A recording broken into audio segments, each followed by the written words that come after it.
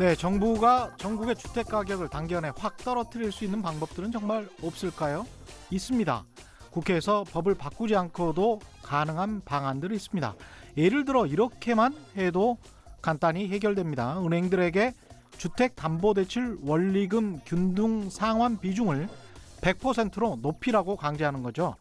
지금 주택대출 가운데 절반 정도가 이자만 내고 있는데 그걸 모두 원금까지 분할해서 갚아라고 하면 당장 빚 많이 내서 집 산 사람들은 상환 부담에 허둥지둥 집을 팔게 될 것이고, 어지간한 월급쟁이들도 무서워서 대출을 못 받게 될 테니까 집값은 많이 떨어지게 될 겁니다.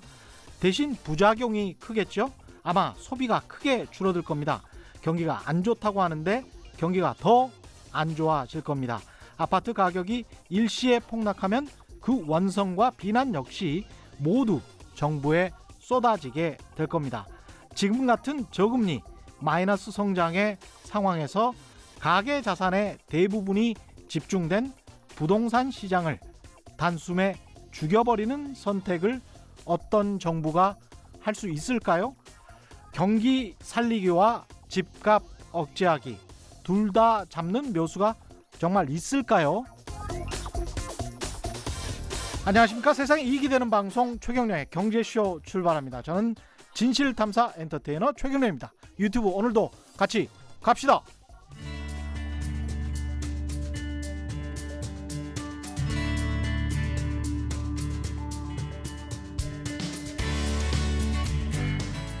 경제방송 아무거나 들으면 큰일 납니다. 듣고 또 들어도 탈이 나지 않는 최경영의 경제쇼. 네, 세계 경제를 진두지휘하는 건 미국이 아니라 사실상 전 세계 주요 나라의 통화 정책을 결정하는 것은 이곳이다. 미국 연방준비제도 이사회다. 이렇게 말할 수 있겠죠. 그러나 태평양 너머에서 미국 연준위의 움직임을 쉴 새 없이 모니터링하고 계시는 분이 있습니다. 자본시장의 달인, 여러분이 좋아하시는 오건영 신한 AI 자본시장 분석팀장 나오셨습니다. 안녕하십니까? 네, 안녕하십니까? 오늘은 또 어떤 이야기 해주실 건가요? 이제 최근에 주식시장 흔들리는 거하고 연관돼서 이제 페드의 스탠스가 이제 어떤 식으로 나오는지, 그리고 이제 전 세계 중앙은행들이 좀 어떤 움직임을 보이는지 그런 부분에 대해서 좀 한번 설명을 해드리려고 합니다. 페드의 스탠스, 이게 지금 미국 연방준비제도 이사회가 어떤 움직임을 보이느냐에 따라서 우리나라 주식시장도 크게 연동된다고 봐야 되겠죠? 네, 이제 상당히 많이 연동된다고 보는 게 이제 예를 들어서 이제 지난주 월요일, 그다음에 그 지지난주 목요일 같은 경우는 뉴욕 증시 같은 경우는 하루에 막 7%씩 떨어지고 6%가 넘게 떨어졌었어요. 그 이유가 이제 그게 이제 그때 당시 이제 언론 보도나 아니면 그냥 일반적인 분석을 보면 이제 코로나 2차 팬데믹에 대한 두려움이 컸다. 이제 이런 얘기가 나오는데 그 다음 주에 보면은 화요일 날 뉴욕 증시가 크게 올라가거든요. 그럼 이제 동일한 이유를 갖고 사실은 시장이 다른 반응을 보이는 겁니다. 그러니까 그렇죠. 코로나 2차 팬데믹은 계속 진행되고 있는 거죠. 그 우려는. 그렇죠. 그럼 계속 떨어지든가 아니면은 해결이 됐으면 계속 올라가든가 둘 중에 하나여야 되는데, 그렇죠. 코로나 2차 팬데믹이라고 해서 하루는 떨어졌다. 그 다음날 또 떨어진 만큼 올리고, 근데 코로나 환자들은 그대로 그 증가세는 계속 유지가 되고 있거든요. 그렇습니다.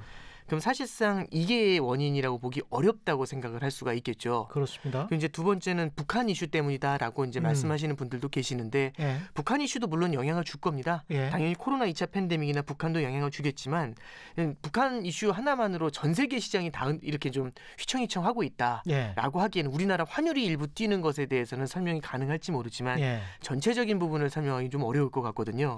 그래서 이제 제가 조금 주목하고 있는 거는 오히려 이제 지난 6월 10일을 기준으로 해서 아마 마켓을 좀 보시는 분들은 느끼실지 모르겠는데, 6월 10일을 기준으로 해서 전 세계 환율이 좀 다른 방향을 좀 보이고 있어요. 6월 10일을 기준으로 해서. 이제 그러면 이제 어떤 일이 있었던 거냐면 잠깐 생각해 보시면 지난 5월 달 중순부터 주식 시장이 크게 밀어 올리기 시작을 합니다. 주식 시장이 크게 올라갔던 가장 큰 이유 중에 하나는 이제 유럽에서요. 유럽에서 추가 양적 완화를 하겠다라는 얘기가 나왔었고요. 그리고 유럽에서 추가 양적 완화를 하니까 현재까지 그 전까지는 이랬던 겁니다. 페드에서 양적 완화라는 프로그램으로 위에서 막 돈을 갖다 막 뿌리고 있는데 이렇게 뿌리는 돈이 아무리 돈을 많이 뿌리더라도요. 그 돈이 망할 것 같은 데는 잘 안 가요. 그렇죠.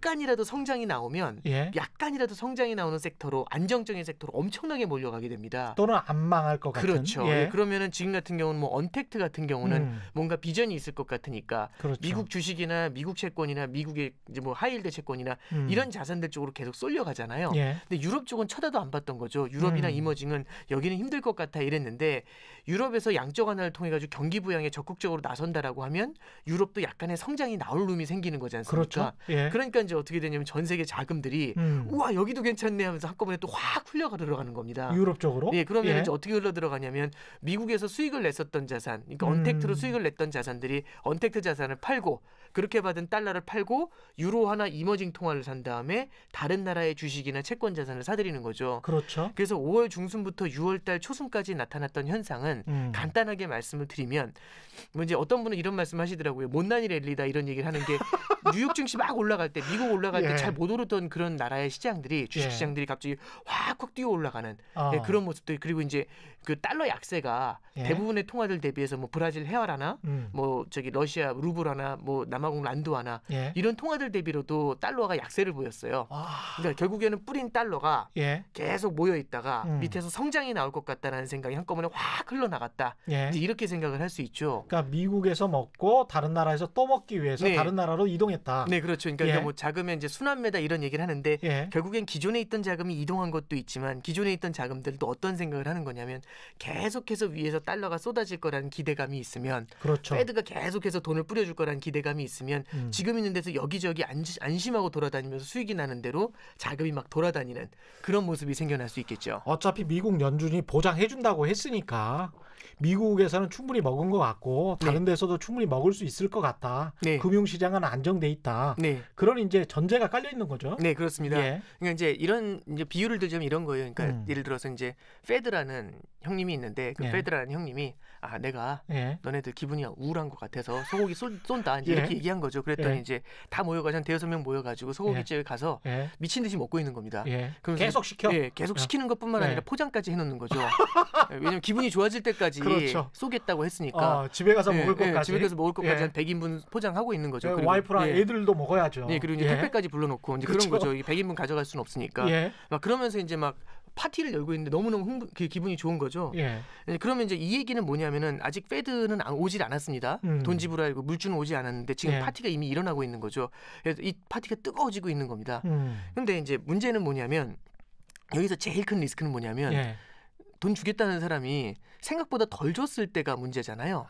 그러니까 이제 예를 들어 여기서 기준이 되게 재밌는 게 뭐냐면 페드가 이렇게 얘기한 겁니다. 너의 기분이 좋아질 때까지 돈을 주겠다. 소고기집에서 쏴주겠다 이렇게 얘기를 했는데 그 기준이 그럼 결국은 기준은 저는 이렇게 생각하죠. 제 기분이 좋아질 때까지 제가 웃을 때까지 주겠다라고 생각을 하는 거잖아요. 근데 페드 입장에서는 페드가 봤을 때 제 기분이 좋아질 때까지 이렇게 생각할 수도 있죠.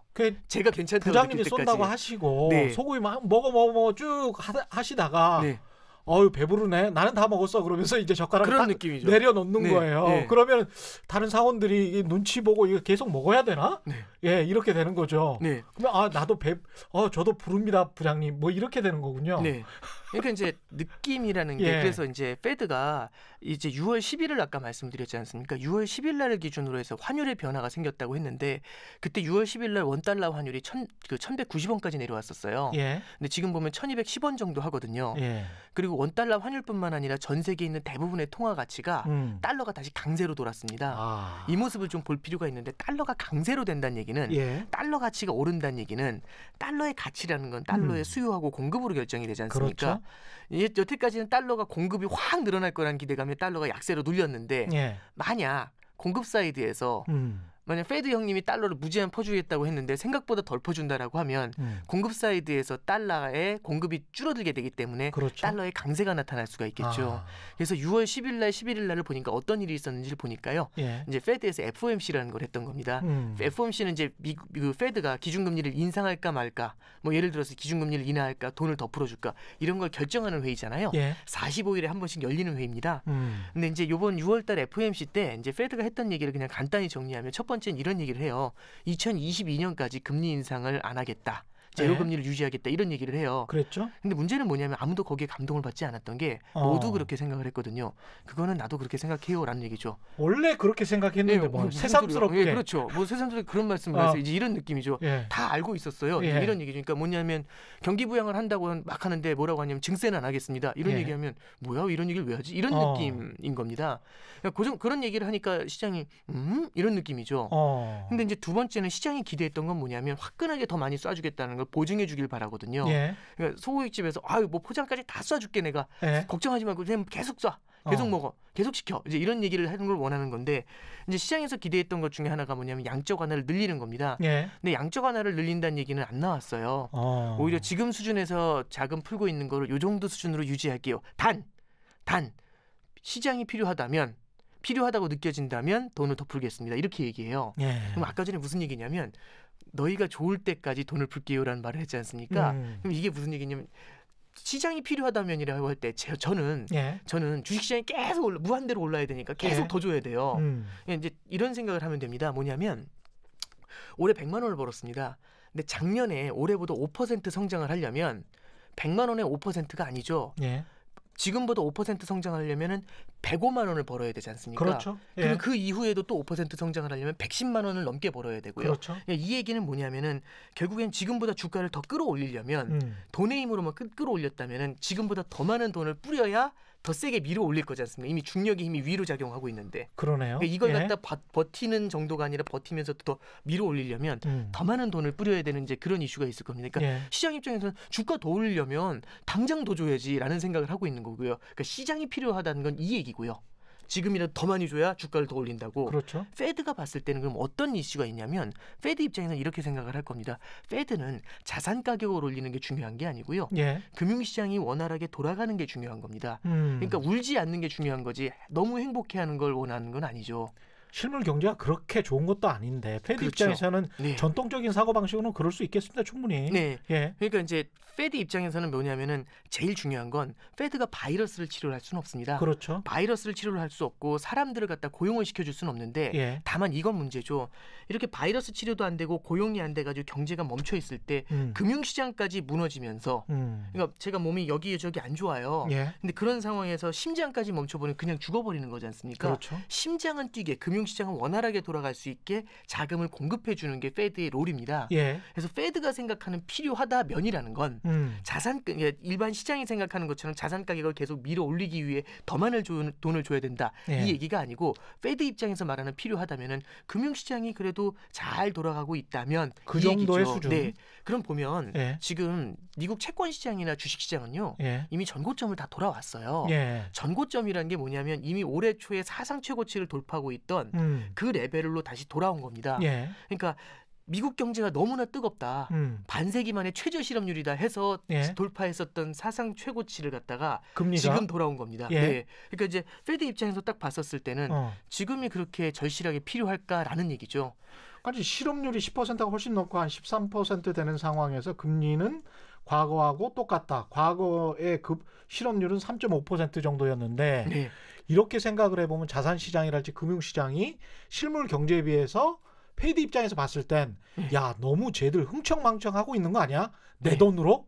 좀 약간 꼴 보기 싫네. 뭐 이런 부분들이 존재하는 거죠. 있을 것 같아요. 그러니까 페드는 다만 아까 이제 시작할 때 서두에 부동산 가격이 무너지는 것도 걱정이라는 말씀을 하셨었잖아요. 페드 입장에서도 자산 시장이 무너지는 것도 원하지는 않은 겁니다. 그런데 너무 과열되는 것도 과열시키기 위해서 돈을 뿌릴 필요는 없는 거거든요. 그러니까 시장하고 페드하고 지금 어떤 생각을 하는 거냐면 시장은 주가를 올리기 위해 돈을 더 주세요라는 얘기고 페드 입장에서는 금융시장이 그만큼 돌아가면 되니까 현재 수준에서 뿌리는 정도로 계속 뿌려주면 될 것 같아. 그 정도면 충분해.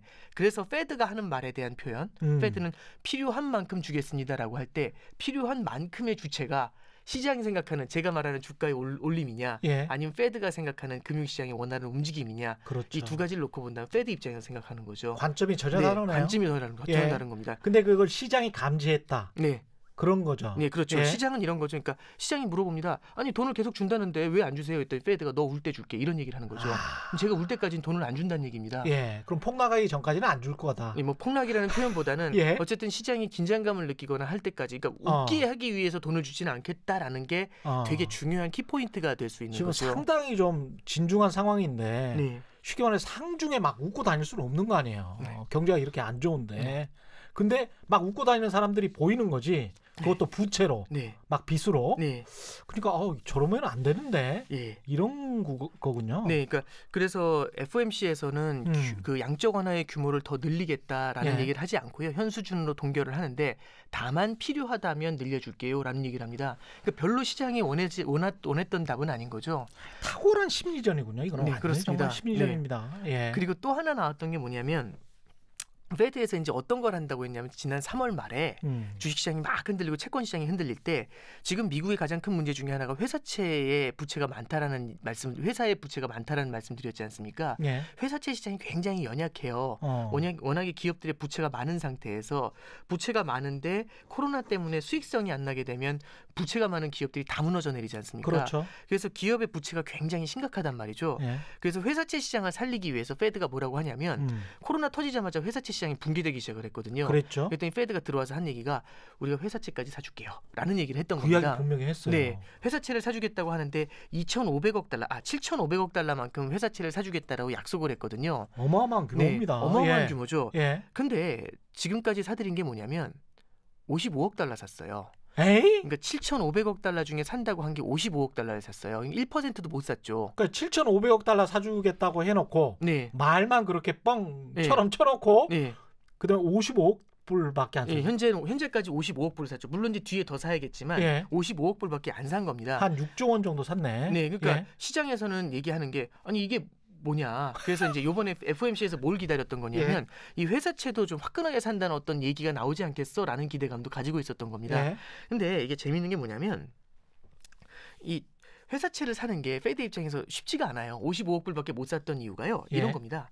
그러니까 그 중앙은행은 어떤 자금을 분배하는 역할을 하진 못합니다. 자금을 그러니까 예를 들어 금리를 낮춘다고 하면 그렇죠. 이제 그 진행자님이나 저한테나 똑같은 금리가 다 동일하게 낮아지는 구조잖아요. 그렇죠. 그러니까 예를 들어서 전국 부동산 가격이 뜨겁다고 할 때 금리를 인하하잖아요. 예. 그럼 뜨거운 서울도 그렇고 별로 안 뜨거운 지방도 둘 다 금리 인하가 다 적용이 되는 겁니다. 그러니까 금리 인하라든지 양적 완화라든지 어떤 통화 정책은 누구한테만 몇 프로, 누구한테만 몇 프로 이렇게 정해지는 게 아니라 균등하게 적용하고 있는 거죠. 그래야지 공정하죠. 네, 그렇죠. 그래야지 시장이지. 그렇습니다. 예. 그러니까 뭐냐면 중앙은행이 하는 역할이라는 건 뭐냐면 어떤 특정한 타겟에게 특별한 자금을 줄 수 있는 기능은 없어요. 그렇죠. 그래서 예를 들어서 코로나 사태다라고 할 때 이런 거지 않습니까? 코로나 사태라고 할 때 미국에서도 전 인구한테 개인들한테 다 돈을 줬지 않습니까? 근데 모두가 다 힘든 건 아니었는데 부자들한테도 돈을 주고 가난한 사람들한테도 돈을 줬잖아요. 코로나 사태에 실질적인 충격을 받은 사람한테 돈을 주는 게 더 맞는데 전체를 준 이유는 뭐냐면 이 기준이라는 게 분배를 할 때도 기준이라는 게 있어야 되지 않습니까? 모호하죠. 근데 기준이 되게 모호한 겁니다. 그래서 D라는 사람한테 돈을 줬습니다. D라는 사람한테 돈을 갖다 100달러를 딱 줬는데 얘는 왜 돈을 주냐? 코로나로 이래 힘드니까 라고 했더니 다들 난리가 난 거죠. 나도 힘들어. 나도 힘든데 나도 힘들어. 나도 잠이 안 오는데 뭐 이런 얘기를 하는 거죠. 그럼 잠이 안 오는 걸로 잠을 몇 시간 잤느냐 이걸로 기준을 세울 수도 없고 굉장히 이제 골치 아픈 거죠. 그렇죠. 그래서 일단은 경기가 빠르게 위축이 되고 있는데 이걸 갖다 측정을 해서 기준을 만들어 가지고 뿌려주려니까 시간이 모자라지 않습니까? 그렇습니다. 그럼 일단 다 뿌려. 그리고 양적 완화도 마찬가지죠. 일단 돈 뿌려. 이렇게 해가지고 무제한으로 돈을 뿌리는 이제 그런 구조가 나온 거예요. 그러면 필요한 사람한테도 가지만 필요하지 않은 사람한테도 보너스로 갔죠. 자금이 간 겁니다. 그러니까 이걸 좀 볼 필요가 있는데 그러면 이제 중앙은행은요. 정치하고는 좀 달라서 그렇죠. 행정부하고는 달라서 행정부 같은 경우는 한정된 자원을 누군가한테 배분을 해주는 걸 할 수 있잖아요. 그게 이제 조세 정책이죠. 그렇죠. 조세 정책 같은 거죠. 그래서 누군가한테는 퇴금을 더 많이 걷고 누군가한테는 세금을 덜 걷고 그렇습니다. 여기서 당연히 불만이 나올 수밖에 없습니다. 예. 근데 페드는 그런 걸 하는 기능이 있는 게 아니라 그냥 금리를 올리고 내리고 전체한테 동일하게 적용이 되는 걸 가져가는데요. 그러니까 시장을 원활하게 작동시키는 그 어떤 기능이죠. 보조적 기능만을 해야 네, 그렇죠. 전통적인 중앙은행의 역할인 거죠. 네, 그렇습니다. 근데 예. 회사채를 산다고 했잖아요. 예. 그럼 회사채를 사면 어떤 회사채를 사느냐의 문제가 생길 그렇죠. 겁니다. 그럼 누구 회사채를 사지? 그러면 예. 코로나로 인해서 이 회사가 힘들어요. 예. 그럼 힘들다는 거에 기준을 세워야 되지 않습니까? 그렇죠. 근데 일단 제가 패드에 만약 뭐 저 쓰지도 않겠지만 패드에 딱 앉아 있으면 어떻게 해야 될지 막막할 것 같아요. 왜냐하면 누군가한테 돈을 줬을 때 다른 애들이 난리가 날 거잖아요. 왜냐하면 이거 투명하게 공개를 해야 되거든요. 그렇죠. 국민의 돈인데 국민의 혈세를 가지고 정책을 펴는 건데 그래서 예를 들어서 뭐 애플의 회사채를 샀다 그러고 왜 애플이냐 하면서 난리가 날 거잖아요. 그렇죠. 아니 지금 장난하냐 이런 얘기면 딱 난리가 날 거예요. 그러니까 이걸 어떻게 하지? 라는 생각이 드는 겁니다. 그러면 돈을 쓸 때도 근데 이제 뒤에서는 그러죠. 야, 왜 아직까지 집행이 안 돼? 왜 아직까지 위에서 이제 부장님이 전화하는 거죠. 왜 집행이 안 되냐고 난리가 나는 겁니다. 8천조 원 쓰기로 해놓고 6조 원 썼다는 거 아니에요? 뭐 하는 거예요 지금? 7,500억 달러 놓고서 55억 뭐 하는 거야? 그러니까 이러니까 어쩔 수 없이 찔끔찔끔 쓰는 거죠. 근데 찔끔찔끔 쓸 때 어떻게 사냐면 회사채 ETF라는 걸 사요. ETF라는 건 뭐냐면 특정 회사가 있는 게 아니라 회사채 전체 지수를 사는 겁니다. 그렇습니다. 그래서 ETF라는 걸 사면서 그러니까 아까 전에 말씀드렸던 55억 달러 산 것도 특정 회사의 회사채를 산 게 아니라 ETF를 사버렸습니다. 그러면 개별 회사채를 사야 되는데 ETF를 샀잖아요. 그럼 이제 딱 ETF만 55억 달러를 샀다는 걸 딱 보면서 시장이 수를 읽은 거죠. 이거 자금 뿌리기 쉽지 않겠다. ETF밖에 못 사는구나. 절대 회사채를 각 개별 회사채를 직접 개별 매입할 수는 없구나. 그렇죠. 그러니까 이제 딱 그 패가 이제 그러면 이 정도 보면 패가 읽히는 겁니다. 이거 페드가 주고 싶어도 주기가 힘드네. 그렇죠. 이 구조가 딱 나온 겁니다. 왜냐하면 이게 구제금융을 할 때도 미국에서 당장 가장 힘들었던 게 이제 쉐일 컴퍼니들이 굉장히 힘들었잖아요. 근데 쉐일 컴퍼니들의 정치적인 기반, 그 사람들이 지지하는 것은 공화당과 트럼프 대통령 쪽이거든요. 근데 그쪽으로 이제 구제금융이 좀 가니까 민주당이나 여론이 난리가 난 거예요. 왜 그쪽에다 돈을 주냐? 그래서 관계를 또 보니까 또 아들이랑 무슨 뭐 또 관계가 있고 사위랑 뭐 관계가 있는 것 같고 뭐 이런 보도들이 계속 나오니까 정치적으로도 이제 문제가 되는 거죠.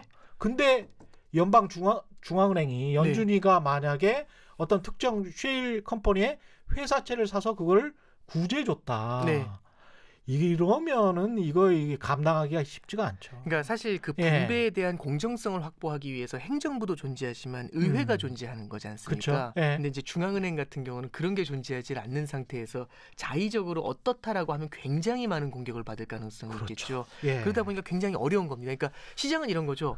그러면 지금 뭐 금리는 더 내릴 것도 없고 뭐 할 말 없으니까 2022년까지 인상 안 하겠다는 얘기는 하고 그리고 양적 완화 추가로 하는 거 없고 회사채도 보니까 사들일 만한 특별한 룸이 없는 것 같고 그러니까 뭐냐면 이거 생각보다 그러니까 여태까지 만약 시장이 페드가 뿌려주는 자금의 힘으로 올라왔다면 이거라는 생각이 들 수가 있는 거죠. 그걸 많이 못 뿌릴 수 있다라는 우려감이 생겼을 때 시장이 긴장을 할 수가 있는 겁니다. 그럼 자생적으로 내가 살아야 되네. 특히 이제 부실 기업들 같은 경우에 한계 기업들 같은 경우는 이게 도와주는 데가 없구나.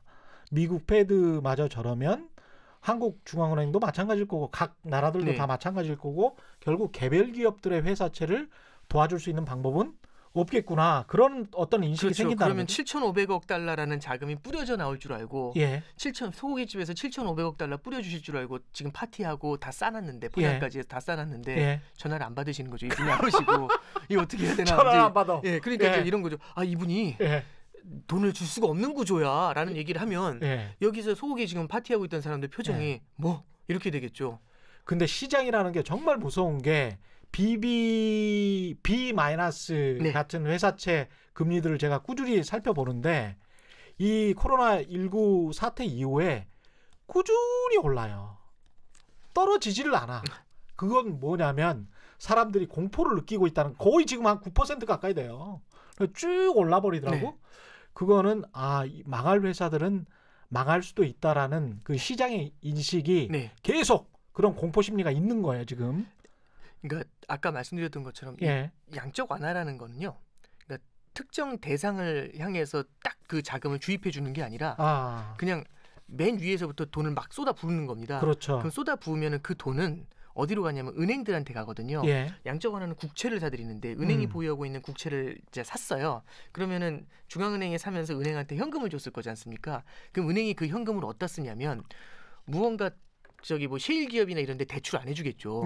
뭐냐면은 이제 좀 회사채 아니면은 좋은 회사 주식 이런 걸 사가지고 수익을 낼 걸 찾을 거지 않습니까? 예. 그럼 모든 은행이 똑같은 생각을 할 거예요. 셰일 기업한테 돈을 줄 생각을 하는 게 아니라 당연히 언택트 주식 사러 가자고 하겠죠. 그러면 한꺼번에 돈이 한꺼번에 몰리게 되니까 은행도 수익을 남아야죠. 그렇죠. 수익이. 예. 나스닥은 그래서 사상 최고를 가게 되고 그리고 셰일 컴퍼니 같은 경우는 사상 최고치하고는 점점 더 멀어지는 그런 모습이 그러니까 양극화가 계속 벌어지는 겁니다. 아무리 양적 완화를 해도 양극화는 계속된다. 예, 그러니까 이제 하는 얘기가 뭐냐면 그러면 어쩔 수 없이 이렇게 돈을 갖다 위에서부터 뿌려가지고 맨 밑까지 내려가도록 계속 유도하는 것보다는 차라리 주사기에다가 돈을 갖다가 딱 주입을 한 다음에 여기다 푹 회사채에다 푹 찔러주자. 핀셋으로? 이색을 한 거죠. 예. 핀셋으로 딱 가자라고 했는데 핀셋으로 푹 찌르려고 하고 보니까 왜 걔를 찌르는데 이제 이런 얘기를 하는 거죠. 왜 걔만 찔러?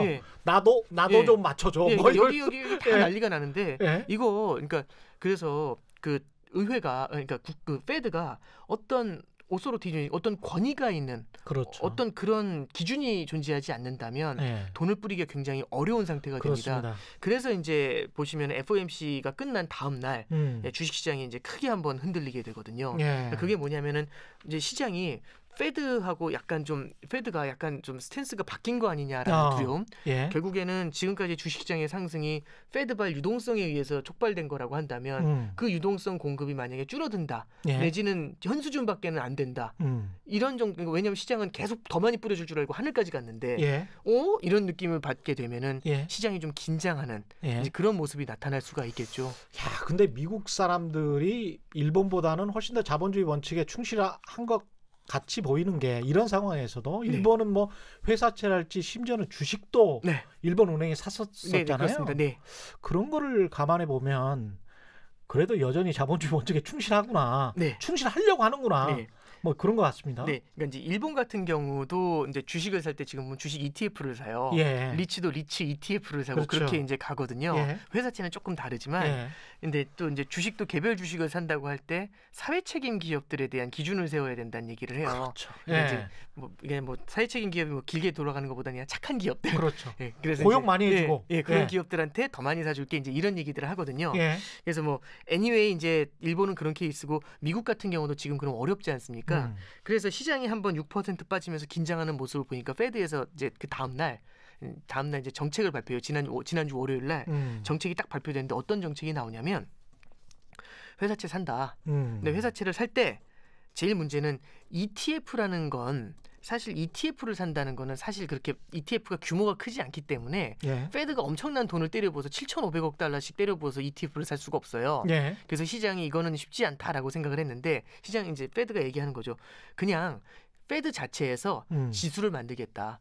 회사채 시장의 움직임을 추종하는 그런 지수를, 그러니까 페드가 ETF를 만든다는 얘기예요. 그런 지수를 만들어가지고 그 지수에 맞도록 그 비중만큼 회사채를 살게 이런 얘기를 합니다. 이게 무슨 얘기냐면 코스피를 추종하는 코스피 200을 추종하는 ETF라는 게 뭐냐면 만들 때 여러 가지 방법이 있지만 그냥 코스피 200에 있는 종목의 비중만큼 사들이면 돼요. 그러니까 삼성전자 뭐 25% 뭐 하이닉스 몇 프로 뭐 현대차 몇 프로 이렇게 쭉 사면 되거든요. 그 비중만큼 쭉 사면서 그럼 이제 코스피의 수익률을 복제를 할 수가 있지 않습니까? 그럼 이제 물어보는 겁니다. 아니 삼성전자를 왜 25% 샀어요? 그러면은 시장에 25%만큼 돼 있어서 그냥 따라가면 되잖아요. 그러니까 주식시장에 자금을 주입하려고 하는데 삼성전자가 25% 갖고 있기 때문에 난 25%를 샀어. 그럼 아무 말도 할 수가 없죠. 그러니까 투자 신탁 운용사들이 ETF를 만드는 것처럼 똑같이 페드가 만들겠다 이런 거거든요. 페드가 그런 지수를 딱 만들면 특정 기업의 주식을 살 때 어떤 이 기업이 착해서 이 기업이 못 돼서요. 이 기업이 여태까지 어때서요. 코로나 때문에 어떻게 충격을 받아. 이런 거 증명할 필요 없이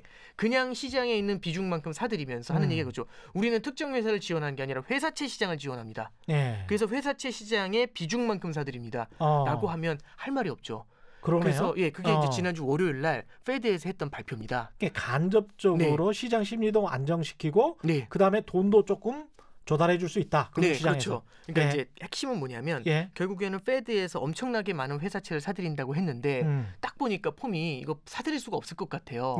그럼 와 이거 뭐야 뻥카야? 딱 이런 생각을 했는데 갑자기 이제 페드에서 얘기한 거죠. 이런 방법이 있다라고 하니까 시장이 열광한 거죠. 와 있구나. 와 이거 묘수다. 그럼 살 수 있겠다 이런 거죠. 묘수긴 묘수인데 그런 식으로 따지면 시장이 지금 하는 방향 그러니까 양극화 아까 빈익빈 부익부 이야기했는데 좋은 기업의 회사채만 더 돈이 몰리는 그리고 나쁜 기업의 회사채는 계속 돈이 안 가는 네. 현재 시장의 움직임과 똑같이 연동되는 ETF를 만드는 게 무슨 소용이 있나 갑자기 그런 생각도 드는데요. 빙고입니다. 이제 말씀드리면 예. 그래서 이제 아까 전에 말씀드렸던 것처럼 시장이 한계를 느끼니까 주가가 막 6%씩 빠졌잖아요. 그게 예. 지난주 월요일 날 코스피가 그래서 빠집니다. 예. 근데 그 다음 날 화요일이었잖아요. 화요일 날 6%가 올라요. 왜 그랬냐면 방금 전에 말씀드렸던 것처럼 회사채를 지수 베이스로 해서 사주겠습니다라고 하니까 예. 와, 돈 풀 수 있다는 얘기네 하면서 쫙 올라가요, 주가가. 근데 그 다음 날 수요일 날 페드에서 파월 의장이 그 상원에서 이제 연설을 의회 증언을 해요. 예. 거기서 이제 뭐라고 하냐면 이렇게 얘기합니다. 그 우리가 회사채를 산다고 하는 건 예. 지금 이제 회사채를 갖다가 그냥 저 ETF를 사는 게 아니라 우리 페드가 갖고 있는 지수 베이스로 산다는 얘기지 막 퍼주겠다는 게 아니다. 이 얘기를 딱 해요. 예. 그러면서 우리는 그 회사채 시장이 안정돼 있으면은 굳이 많은 돈을 줄 생각도 없고 오히려 줄일 수도 있다. 이런 얘기를 하는 거죠. 그렇죠. 예. 그러니까 이 얘기를 왜 했냐면 월요일 날은 못 줄 것 같으니까 긴장했잖아요. 근데 화요일 날은 정책이 딱 바뀌니까 와 그러면 이제부터 퍼준다는 얘기네 하면서 예. 파티를 또 했다는 얘기죠. 야 형님 전화 받을 수 있대 이 얘기하면서도 파티를 한 겁니다. 예. 근데 이제 수요일 날 그렇게 많은 돈이 나가진 않을 것 같아. 이 얘기가 나오니까 예. 시장이 뭐지? 이제 이런 느낌을 받는 거예요. 그래서 사실상 그 지난주 월화수를 보면 월요일 폭락, 그다음에 화요일 날 급등, 그다음에 이후에는 보합. 그러면서 이제 눈치를 보는 거죠. 이제 어떤 움직임이 나타나는가. 그걸 보면서 시장이 조금 이렇게 뭐랄까요? 페드의 스탠스에 대해서 상당히 좀 뭐랄까 눈치를 보는 민감해하는 그런 움직임이 좀 나타나는 것 같습니다. 그럼 3번에 걸쳐서 페드는 사실은 자신의 입장을 명확히 말한 거네요. 근데 저는 그러니까 뭐 지금 현재까지 입장이겠죠. 지금 현재까지 입장을 그러니까 명확하다라기보다는 그러니까 필요시에 뭐 이런 되게 애매한 표현들 그렇죠. 있잖아요. 거기에 대해서 시장도 계속 생각을 하고 있고 페드도 계속 생각을 하고 있는 겁니다. 그러니까 여태까지는 항상 저를 보고 웃어주던 애가 그 페드 형님이 갑자기 어느 날부터 저를 보고 갑자기 약간 미소가 입꼬리가 덜 올라가시는 느낌이죠. 이제 이런 느낌인 거예요. 이상한데? 나는 그러면 얼마나 울어야 되지? 네, 그렇죠. 이것도 굉장히 중요하겠습니다. 시장 입장에서. 그렇죠. 그러니까 저기 얼마나 우는 소리를 내야 정말. 그러니까 저기 시장에서도 결국에는 그러면 생각보다 우리가 여태까지 생각했던 것보다 많이는 안 퍼줄 수 있다라는 생각을 할 수 있는데 많이는 안 퍼주는 상태에서 주가가 굉장히 높게 올라와 있지 않습니까? 더 많이 퍼줄 줄 알고. 그러면 이제 물론 이제 주식시장에 여러 요인들이 있을 겁니다. 근데 지금 말씀드렸던 페드라는 팩터에 대해서 생각을 하면 조금 우리가 조금 이제 모니터링을 좀 더 강화할 필요가 있지 않나 그런 생각은 좀 해보게 됩니다. 주식시장이 사실상 연동되고 큰 형님으로 모시고 있는 페드가 미적미적거린다. 근데 그 미적미적거리는 근거나 이유가 상당히 타당하게 들리지 않습니까? 그런 측면에서 중앙은행이 가지고 있는 고민을 충분히 느낄 수가 있을 것 같은데 다른 중앙은행들도 어떻습니까? 마찬가지입니까? 네, 이제 그 실제로 보면은 ECB 같은 경우는 이제 그 뭐냐면은 처음에 돈을 한 7,500억 달러 뿌려준 다음에 유럽 중앙은행, 유럽 중앙은행이죠. 그래서 6,500억 달러를 추가로 뿌려주겠다는 얘기를 했어요. 그러니까 이제 7,500억, 6,500억이 추가로 들어온다는 얘기가 딱 나오니까 시장이 환호를 했던 게 지난 5월 중순부터의 움직임입니다. 근데 이제 여기 이제 플러스로 시장이 또 어떤 생각을 하냐면 이거는 일단 다 맛있게 먹었고요. 맛있게 좀 더 주셔야죠. 이제 라는 얘기를 하고 있는 겁니다. 좀 더 달라고 하는 것 중에 뭐가 있냐면 먹성이 대단하군요. 먹성이 대단하죠. 그래서 얘기하는 게 뭐냐면 유럽에서 구제금융자금을 좀 풀어달라 이 얘기를 하는데 7,500억 달러 정도 되거든요. 그걸 추가로 이제 구제금융자금을 좀 뿌려달라라고 하는데 이제 여기서 이제 어떤 이슈가 있는 거냐면 그 독일부터 시작해서 그리스까지 다 입장이 다 달라요. 근데 독일이나 이제 돈을 많이 내야 되는 나라들이 있어요. 그러니까 여기서 그 7,500억 달러만큼의 자금을 펀딩을 할 때는 누구한테 돈을 많이 걷어야 되냐면 돈이 많은 애가 당연히 돈을 많이 낼 거지 않습니까? 그렇죠. 그럼 독일이 돈을 제일 많이 내게 돼요. 독일, 프랑스 이런 네덜란드 이런 나라들이 돈을 많이 내게 되고요. 그다음에 아무래도 이탈리아라든지 좀 힘든 나라들은 조금 펀딩을 덜 할 거란 말이죠. 받아가는 거는 제일 많이 받아가고. 그렇죠. 이제 그래서 7,500억 달러만큼 펀딩 자금을 만들게 되는데 이걸 가지고 코로나로 실질적인 충격을 많이 받았던 그런 나라에 지원을 해주자라는 컨셉이에요. 근데 당연히 지원을 받으면 누가 많이 받을지는 지금 딱 가다가 딱 나오잖아요.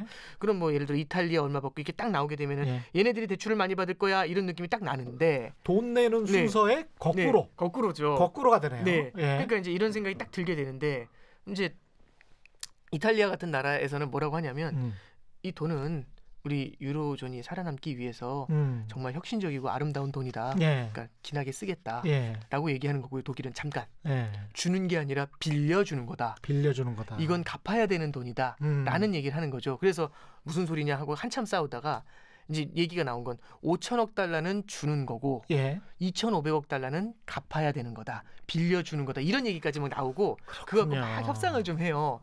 시장에서는 어떻게 하냐면 뭐든 일단 줘. 이제 이런 생각을 하고 있는 거고요. 그러니까 실제로 이제 그 유럽에서도 지금 시장에서는 계속해서 추가적인 자금의 공급을 원하고 있고 경기 부양책을 그리고 유럽 중앙은행에서도 지금 뭐 어떤 얘기가 나오냐면은 이제 재정에서 지원이 좀 나가줘야 될 필요가 있고 유럽 중앙은행이 돈을 더 뿌려야 되는 건 좀 더 신중하게 보자. 일단 뿌려놓은 거에 대한 효과를 보고서 얘기하자. 그렇죠. 이제 이런 얘기를 하고 있습니다. 그러니까 유럽 중앙은행도 그래서 이제 신중론이 조금 나오고 있는 상태입니다. 그리고 이제 일본 같은 경우도 지금 보면은 일본 중앙은행의 금리가 마이너스 0.1%거든요. 마이너스 금리를 쓰고 있어요. 마이너스 0.1% 금리를 지금 도입을 하고 있는데 이 금리를 갖다 낮추는 거 시장에서는 그거 더 낮추라고 얘기를 하고 있거든요. 기준금리 더 인하하라고. 그런데 이제 일본 중앙은행 총재가 딱 얘기한 게 마이너스 금리 추가 낮추는 거에 대해서는 굉장히 신중해야 될 것 같다라는 스탠스를 보입니다. 그리고 이제 마지막으로 중국인데요. 중국 같은 경우는 이번에 이제 뭐 베이징에서 또 이슈가 생겼지 않습니까? 베이징에서 이슈가 생기니까 아마 추가로 조금은 금리를 낮출 것 같아요. 근데 원래 저기 지난 2018년도만 봐도 중국보다 미국 금리가 높았거든요. 근데 중국은 금리를 많이 안 내렸고요. 그 이후에 그렇죠. 미국은 제로까지 내렸습니다. 중국이 지금 한 4% 됩니까? 중국 2%대 정도 나옵니다. 그러니까 많이 낮췄어요. 중국도 많이 낮추긴 했는데 미국만큼은 안 낮췄거든요. 그 얘기는 뭐냐면 중국 같은 경우는 통화 완화를 돈 풀어주는 걸 생각보다 많이 안 한 겁니다. 그래서 이제 시장에서는 여기는 좀 쌈짓돈이 있네라고 얘기하는 거죠. 이거 풀면 되겠네라고 하는데 이제 그 중국 인민은행이죠. 중국 중앙은행 총재가 나와서 중국 중앙은행장이 나와서 하는 얘기가 이제 지난 일요일인가 토요일 날 이제 이런 얘기를 해요. 뭐라고 하냐면 지금 과도한 경기 부양이 나중에 상당한 후유증을 낳을 수 있고 이렇게 많이 뿌려준 돈을 나중에 회수할 때 상당한 고통이 따를 수 있다. 그렇기 때문에 여기서 돈을 마구 뿌리는 거에 대해서는 상당히 신중해야 된다라는 표현을 쓰고요. 그리고 경기가 조금씩 좋아지는 것과 함께 우리는 기존에 뿌려졌던 돈을 회수하는 방법에 대해서도 고민을 해야 된다라는 말을 첨언을 하게 됩니다. 굉장히 앞서가네요. 그러니까 그러면 이제 시장에서는 어떤 생각을 하는 거냐면 일단 뭐든지 다 해줄게라고 얘기하는 것보다는 긴장되게 들리잖아요. 그렇죠. 뭐지 이제 이런 느낌을 딱 받는 거고, 그러니까 중국 인민은행 같은 경우는 스탠스 자체가 그렇게 막 퍼줄게라는 생각을 그렇게 이제 느끼게는 못 해주고 있습니다. 그렇죠. 지금까지도 그랬거든요. 뭐든지 다 해줄게 이런 스탠스는 취하지는 않고 있는 거다라고 딱 볼 수 있죠. 그래서 중국 같은 경우는 이걸 갖다 사전에 딱 차단을 하고 있는데, 근데 이유는 간단합니다. 작년부터 한번 중국은 되게 고생을 했던 게 위안화가 절하가 됐잖아요. 그렇죠. 그러니까 중국에 투자하는 사람들 입장에서는 달러를 팔고 위안화를 사서 중국의 자산을 살 겁니다. 그래서 중국은 지금 외국인 자금들이 들어와 있다라고 하면은 달러를 팔고 위안화를 사서 들어와 있는 자금이잖아요. 그렇죠. 근데 중국이 미국처럼 돈을 마구 뿌린다라고 하게 되면 위안화 가치가 떨어질 거지 않습니까? 그렇죠. 그러면 제가 미국 투자자 입장이면 이거 나 손실 나겠네. 환차손이 일단 나잖아요. 그런 극한 환차손이 나는 게 싫으니까 중국의 자산을 팔고 그렇게 받은 위안화를 팔고 달러를 사서 빨리 돌아오고 싶겠죠. 그러니까 문제가 뭐냐면은 위안화의 평가 절하라는 건 결국엔 중국이 수출 잘 되니까 좋은 거 아니야. 그게 아니라 중국에 들어와 있었던 자금들이 빠져나가게 되는 그런 악재로 이어질 수가 있습니다. 그렇죠. 그러면 중국 입장에서는 어떻게 되냐면은 위안화가 빠져나가는 걸 갖다 사전에 차단할 필요가 있거든요. 그럼 어떻게 차단을 하면 되냐면 그 금리를 조금 더 높게 줘야 될 겁니다. 근데 금리를 좀 더 높게 주면 미국보다 높은 금리를 주면 그렇죠. 자금이 안 빠져나갈 거잖아요. 근데 중국 경제가 지금 그렇게 좋지가 않은 상태에서 중국이 금리를 인상할 수는 없으니까 위안화의 평가 절하를 그냥 지켜보면서 어떻게 해야 될지 고민했던 겁니다. 근데 참 독특한 상황이 코로나 사태가 딱 터지면서 미국 금리가 제로까지 내려가고 미국이 마구 달러를 뿌려대고 있잖아요. 그럼 이 상황에서 중국은 조금씩은 금리를 낮출 수 있는 룸이 생기면서도 여력이 그러면서도 미국보다는 금리가 높으니까 위안화 가치가 막 흔들리거나 그럴 위험이 별로 없는 겁니다. 그럼 코로나19로 정말 경제적으로 득을 보고 있는 게 중국밖에 없네요. 그러니까 뭐 득을 본다라는 표현은 좀 아닌 것 같고요. 왜냐하면 이제 당연히 중국도 피해를 많이 봤으니까요. 근데 다만 이제 이 상황에서 중국이 취할 수 있는 정책 중에 하나로 이제 그런 걸 고민을 하고 있다라고 생각을 할 수가 있겠죠. 굉장히 좀 중국으로선 여지가 커졌습니다. 네, 그러면은 중국이 만약에 금리를 이렇게 안정적으로 유지를 하게 되면 중국이 나중에 금융시장을 개방했었을 때, 그렇죠. 금융시장을 개방할 때 저도 그 어느 나라에서 금융시장을 개방했는데 거기에 들어갈 때 뭔가 수익이 나야 들어갈 거잖아요.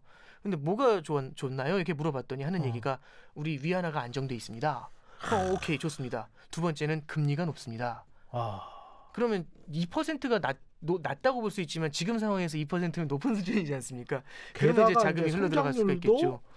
유일하게 지금 주요 국들 중에서 플러스를 유지할 것이라고 예측되고 있는 나라가 중국이잖아요. 네. 그래서 저는 좀 보고 있는 게 중국 인민은행의 스탠스도 보면은 위안화를 그렇게 마구 풀어줄 가능성이 이렇게 높아 보이지는 않는 것 같습니다. 그게 해외 투자자를 계속 잡아놓고 그럼으로써 지금 폭발적으로 늘어날 수도 있는 중국도 이제 실업을 굉장히 걱정을 하니까. 근데 이제 실업이랄지 이런 것들을 미연에 다 방지를 하고 그러면서도 위안화를 안정적으로 가져가면 경제 성장도 어느 정도 또 읽을 수가 있고 해외 자본으로 그러면 정말 아주 좋네요. 그러니까 뭐 그래서 지금 이제 중국 인민은행 같은 경우도 스탠스가 돈을 막 풀어준다 이런 스탠스는 아니고요. 그런 스탠스는 홍콩에서도 나타나거든요. 이제 홍콩은 달러하고 페그제를 쓰고 있습니다. 페그제라는 거는 홍콩 달러하고 미국 달러하고 가치가 똑같다는 의미거든요. 그래서 1달러에 7.75에서 7.85 홍콩 달러로 딱 이게 정해버렸어요. 픽스를 시켜버렸거든요. 근데 이제 그러면은 고정환율제를 유지하려면 어떤 게 있냐면 그 금리가 똑같이 움직여야 돼요. 미국이 금리를 올리면 홍콩도 금리를 올려야 되고 미국이 금리를 내리면 홍콩도 금리를 내려야 되거든요. 그렇죠. 왜 그런 거 하니 만약에 미국이 금리를 올리는데 홍콩이 금리를 안 올리면 그러니까 가치가 지금 1달러에 7.85로 딱 고정을 시켜놨는데 미국이 금리 올리는데 홍콩이 금리를 안 올리면 저기 미국 달러를 갖고 있을 때 훨씬 더 밸류가 높잖아요. 홍콩 달러를 팔고 마구 팔고 미국 달러를 살 겁니다. 그렇죠. 그럼 홍콩 달러가 계속 팔게 되면 홍콩 달러 가치가 떨어져야 되는데 홍콩 달러 가치를 떨어지게 되면 이 고정환율제 유지가 안 되잖아요. 환율이 변동을 할 테니까. 그럼 그걸 유지하기 위해서 누군가 나서줘야 되거든요. 그러니까 문제는 홍콩 달러 가치가 떨어지는 것 때문에 문제가 되니까 누군가 나서가지고 홍콩 달러를 사면서 미국 달러를 팔아야 될 겁니다. 그럼 이제 홍콩이라든지 중국에 있는 그 외환 보유고가 달러로 돼 있잖아요. 걔네들이 달러를 계속 던지면서 홍콩 달러 환율을 방어를 해줘야 되거든요. 그렇죠. 근데 이제 말씀드렸던 것처럼 고정환율제를 유지해야 되는 건 결국에 고정환율제를 유지하기 위해서 금리도 똑같이 올리고 금리도 똑같이 내려줘야 되는데 이번에 이제 얘기가 좀 달라진 게 있습니다. 지난 3월달에 미국이 제로 금리를 딱 내릴 때요. 이제 1%를 한 방에 내렸거든요. 그냥 정확히 말씀드리면 이제 1.25%를 한 방에 딱 내렸는데. 그때 홍콩이 똑같이 따라서 1.25%를 내리지 않고요. 0.7%만 내렸어요. 그러니까 미국이 확 잡아내릴 때 홍콩이 0.7%를 딱 내렸거든요. 이 얘기는 뭐냐면 그러면 금리 차가 존재한다. 그렇죠. 금리 차가 존재하게 되죠. 그러면 홍콩 달러 같은 경우는 미국 달러랑 똑같은 금리에서 1달러에 7.75 이렇게 돼 있었는데 홍콩의 금리가 상대적으로 높은 거잖아요.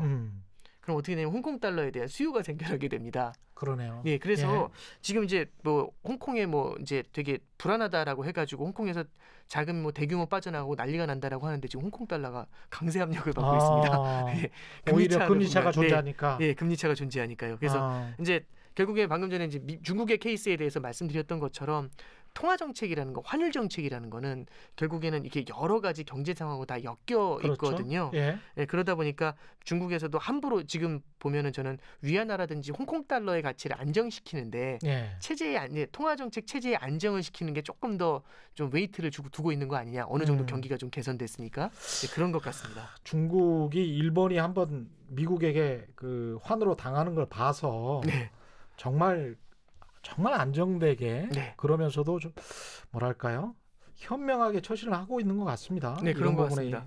있어서는 우리 한국은행은 어떻습니까? 이제 한국은행 같은 경우도 저기 얼마 전에 이제 이주일 총재께서 이제 그 발언을 한 게 있는데 거기에 보면은 이제 그 우리나라 마찬가지로 예전에도 한번 말씀드렸지만 우리나라도 기축통화가 아닌 관계로 그렇죠. 원화를 마구 뿌릴 수는 없지 않습니까? 예.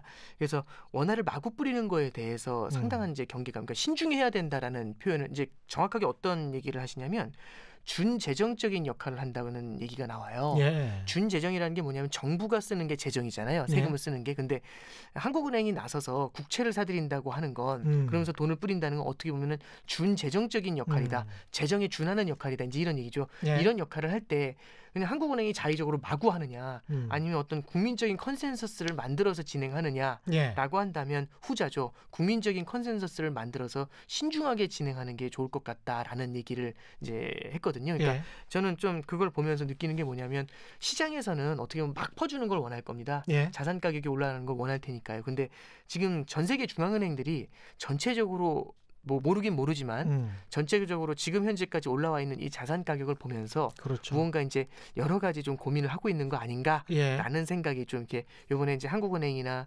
중국인민은행이나 예. 아니면은 ECB라든지 유럽중앙은행이나 이제 페드의 케이스를 보면서 예. 조금 좀 전체적으로 다시 한번 좀 고민해봐야 되는 부분이 있지 않나라는 생각을 좀 하게 됩니다. 그러니까 중앙은행장들이 이야기를 할 때 립 서비스인지 네. 정말로 실행을 하는 건지 그리고 네. 실행을 하고 있는 건지 네. 그 구체적인 플랜 못지않게 실행 계획과 그다음에 실행 여부 네. 이런 걸 계속 체크를 해봐야 되겠습니다. 네, 그러니까 예. 결국에는 동일한 표현에 대해서도 시장, 그러니까 필요한 만큼 줄게라는 표현에 대해서 시장이 여러 가지로 해석을 할 수가 있잖아요.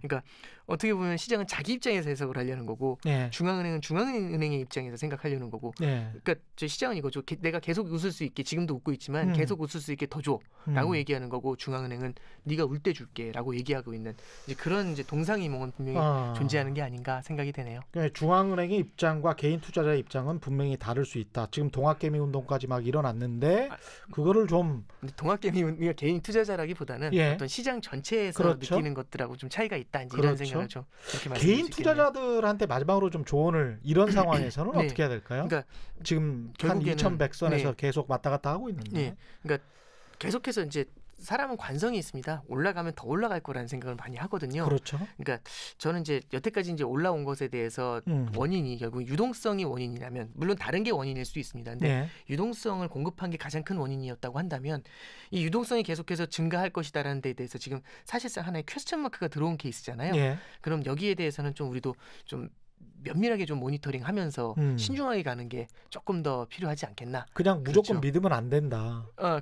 무조건 믿는다기보다는 예. 그러니까 어쨌든 돈을 주던 사람들이 돈을 막 풀어주던 데에 대해서 약간 신중한 스탠스로 바뀌었으니까 예. 이제부터는 분위기의 변화를 조금 좀 잘 캐치를 해서 움직이는 게 좋겠다. 뭐 이 정도 말씀드릴 수 있을 것 같습니다. 근데 아까 그 네. 제가 중간에 질문을 했었는데 일본 네. 같은 경우는 그러면 어떻게 그렇게 주식 ETF를 사기는 했지만 네네. 그렇게 과감하게 행동을 할 수가 있는 거죠? 이제 그 약간 그 중앙은행법이 예. 이제 일본하고 미국하고 약간 좀 차이가 나고요. 그러니까 예. 미국에서는 이제 대공황을 겪으면서도 대공황이라든지 그 이후에 있는 일련의 사건들을 겪으면서도 회사채를 사거나 이런 것들을 사전에 법으로 딱 차단을 해버린 조항이 있어요. 예. 사전에. 예. 그러니까 조항으로 존재하게 되기 때문에 그렇게 하지 못했던 거고 그런 조항이 없었던 나라들 같은 경우는 예. 사들일 수가 있는. 그러니까 일본 중앙은행 같은 경우는 그런 이제 뭐라고 말씀드려야 되지? 제한 사항들 예. 그런 것들이 상대적으로 적었다라고 생각을 하시면 될 것 같습니다. 지금 전체적인 중앙은행의 스탠스나 이런 거를 봤을 때 안정적으로 위안화를 가지고 가려고 하는 중국의 주식시장이 오히려 더 눈여겨봐야 될 필요도 있겠다 그런 생각도 갑자기 드네요. 뭐 저는 이제 예. 물론 이제 그게 어떤 정치적인 리스크로 이렇게 눌려 있지만 예. 예를 들어서 미중 무역 분쟁 같은 게 조금 완화된다라고 하면 중국 주식시장 같은 경우도 뭐 너무 이제 좀 너무 좀 뭐랄까요 좀 이렇게 멍한 분위기였는데 예. 이제 그런 분위기에서도 조금은 좀 벗어나는 것들도 기대할 수 있지 않나 생각합니다. 예, 오늘은 여기까지 하겠습니다. 예, 정말 재밌습니다. 지금까지 오건영 신한 AI 자본시장 분석팀장과 함께했습니다. 고맙습니다. 감사합니다. 예, 지금까지 세상에 이익이 되는 방송 최경련의 경제쇼였습니다. 고맙습니다.